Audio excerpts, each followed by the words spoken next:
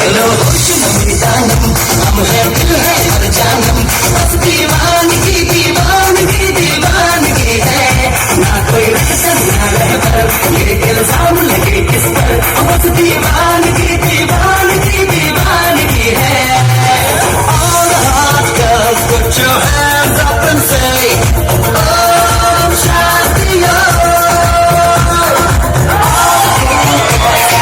Make some noise and say Oh Shantiyo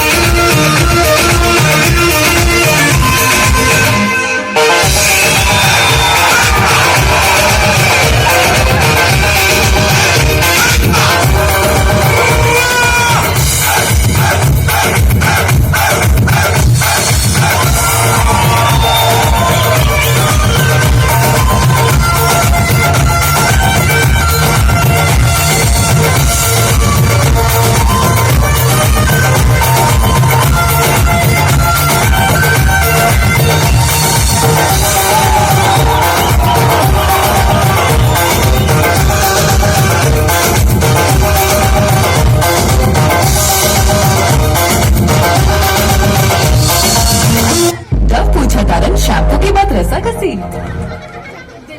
total रस्सा कसी Decathlon.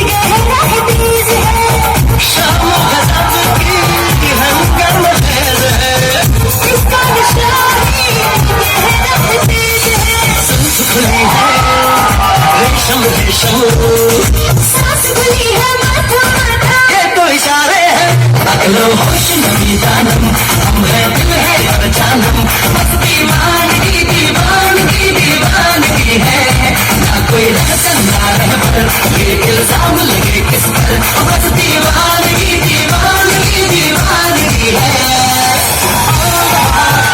Put your hands up and say Oh Shantiyo Make some noise and say Oh Shantiyo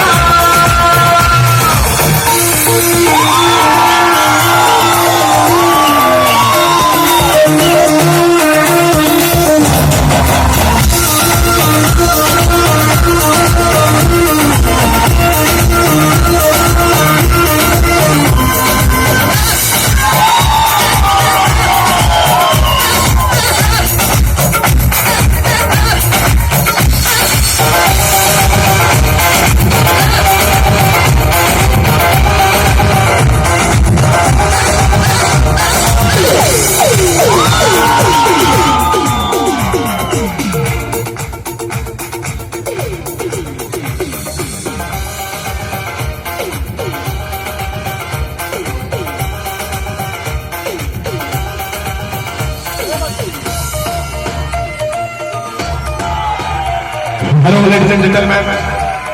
That's all and that's over. Clap for the gentleman performance. Please clap for the gentleman. Put your hands together. Put your hands together. And next call for the speech, we will announce Simnan Raza for the 26th January on the speech. Please come on the stage and make them beautiful. Please come on the stage, Simran Reza.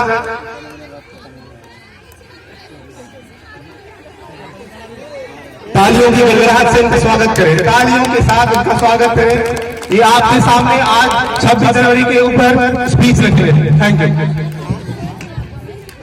Good morning everyone, principal, teacher, parents and all my dear friends. My name is Simran Raza. I wish you all a very happy Republic Day. I am going to present today's speech. My speech is Maulana Abul Kalam Azad.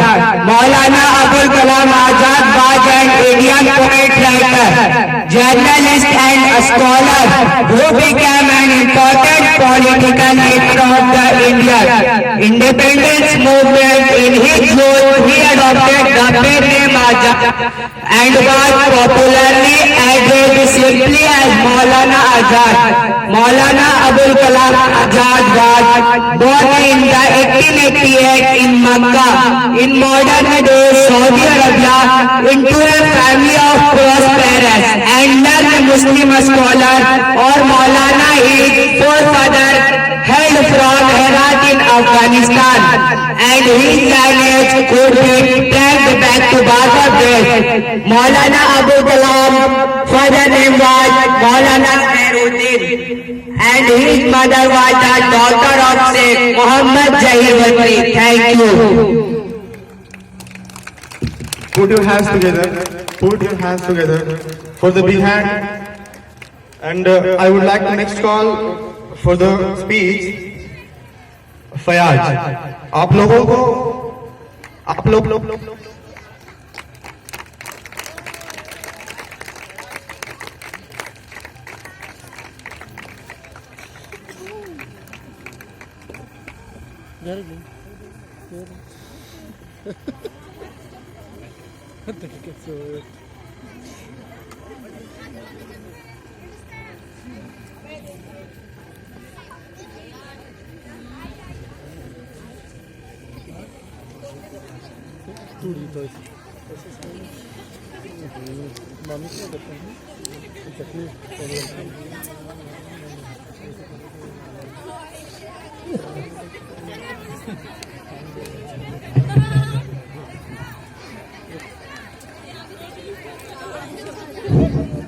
सामान्य मुख्य अतिथि, आदरणीय शिक्षक महोदय और मेरे प्यारे भाइयों बहनों एवं साथियों, आप सभी को 26 जनवरी गणतंत्र दिवस का 76वीं हार्दिक शुभकामनाएं। और हमारे खटांगी पंचायत के मुखिया जी श्री रामबालक सिंह जो हमारे स्कूल में आए और उन्होंने बहुत ही बढ़िया स्पीच दी और वो उन्हीं के कारण से बहुत सी चीजें काम हुई और हमारे स्कूल में आए। इनके लिए जोरदार क्लैप करें। और खटांगी पंचायत के पंचायत समिति जिनका नाम है नाजिर हुसैन, जिन्होंने बहुत ही अच्छी स्पीच दी है और हमारे स्कूल में आए और हम सब बच्चों के लिए अपना विशेष वक्त दिए हैं। इनके लिए भी जोरदार क्लैप करें। और हमारे खटांगी पंचायत के वार्ड सदस्य जो गियासुद्दीन साहब है, इन्होंने भी हमारे स्कूल में आए और हम सभी बच्चों के लिए विशेष वक्त दिए हैं। इनके लिए भी जोरदार क्लैप करें। तो मेरा पहला विषय ये है कि संविधान क्या है और क्यों लिखा गया और कब लिखा गया। तो मैं आप सभी लोगों के सामने एक छोटी सी उदाहरण देता हूँ संविधान के बारे में, जिससे आप लोगों को कुछ मालूम चलेगा। जैसे कि एक छोटे से इलाके को विकास एवं रहने के लिए नियमों की आवश्यकता पड़ती है, उसी तरह देश को चलाने के लिए नियमों की आवश्यकता पड़ती है। देश सुचारू संचालन हेतु बनाए गए नियमों कानूनों को संविधान कहते हैं। किसी भी संविधान की स्वरूप को समझने के लिए पहले यह जानना जरूरी है कि उस देश में रहने वाले व्यक्तियों के सामाजिक, आर्थिक, भौगोलिक एवं राजनीतिक सांस्कृतिक पृष्ठभूमियों को शामिल किया गया है या नहीं। और सबसे अहम मुद्दा यह है कि संविधान कैसे बना और इसे बनाने की प्रक्रिया में कितने व्यक्ति शामिल हुए थे। तो सन 1885 ईस्वी को भारतीय राष्ट्रीय कांग्रेस ने एक संगठन गठित किया जिसमें सभी वर्गों के व्यक्ति शामिल हुए थे। और इस संगठन में शामिल हुए व्यक्तियों ने आमतौर पर यह सवाल उठाया कि जो अधिकार इंग्लैंड की सरकार ने अपने नागरिकों को दिए हैं, वो अधिकार भारत के नागरिकों को क्यों नहीं दिए जा रहे हैं। जैसे कि वोट देने की अधिकार, चुनाव लड़ने की अधिकार, अपनी इच्छा अनुसार व्यवसाय करने की अधिकार।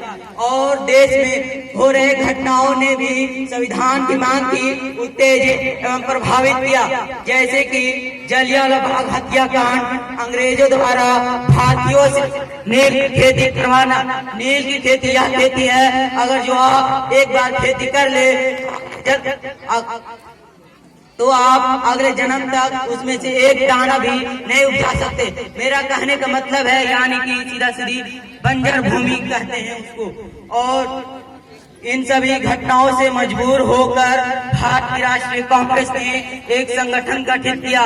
1920 ईस्वी को एक संगठन गठित किया और इसमें भारत के लोगों द्वारा अपना संविधान खुद बनाने की स्पष्ट मांग रखी। माता की जय, जय हिंद, जय डॉक्टर भीमराव अम्बेडकर की जय, जय हिंद, जय भारत। इनके लिए जोरदार तालियों से का स्वागत करें।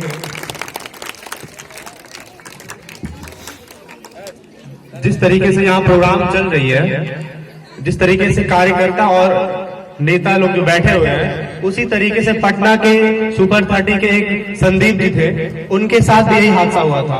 एक बार क्या हुआ, उनको जो है एक पुरस्कार दिलाने के लिए एक बहुत बड़े सांसद को बुलाया गया और वो उनको पुरस्कार दिए। और पुरस्कार देते हुए ये बोले कि संदीप जी, आपको जहां भी, जिस जगह पे भी जाने की जरूरत पड़ेगी, दुनिया के किसी भी कोने में आप जाओगे पढ़ने के लिए, कमाने के लिए, आपको सरकारी भत्ते से, सरकारी फंड से आपको पैसा दिया जाएगा। आपके लिए एक अलग तरीके से फंड तैयार किया जाएगा। जब ये बात संदीप ने सुनी तो अपने दिलो जान से मेहनत की और जब कामयाबी की ओर बढ़े तब उनको पैसे की जरूरत पड़ी। जब वो एक बार पैसे के लिए उस सांसद जी के पास गए और बोले कि सांसद जी, हमारा सिलेक्शन हो गया है, प्राइवेट कंपनी है जो हमको जो है सिलेक्शन कर रही है, तो वो बुला रही है नेपाल, उसके लिए हम जाने के लिए हमारे पास पैसे नहीं है। आप लोगों ने और आपने करोड़ों का दावा किया और ये बोला कि करोड़ों रुपए तुम्हारे ऊपर खर्च किए जाएंगे, तो अभी मैं नेपाल जा रहा हूँ, तो आप कुछ फंडिंग कर दीजिए, कुछ पैसे दे दीजिए। तो सांसद जी का कहना था कि हाँ, जाओ, पढ़ो, खूब पढ़ो, चाइना जाओ, नेपाल जाओ, पाकिस्तान जाओ, जापान जाओ, दुनिया घूमो, ये करो, वो करो। उसके बाद उनका भाषण खत्म हो गया। तो अच्छी बातें किताबों में और दीवारों पे भी लिखी होती है। इंसानों के जो है अल्फाज मायने नहीं रखते, उनके जो कर्म होते हैं वो मायने रखते हैं।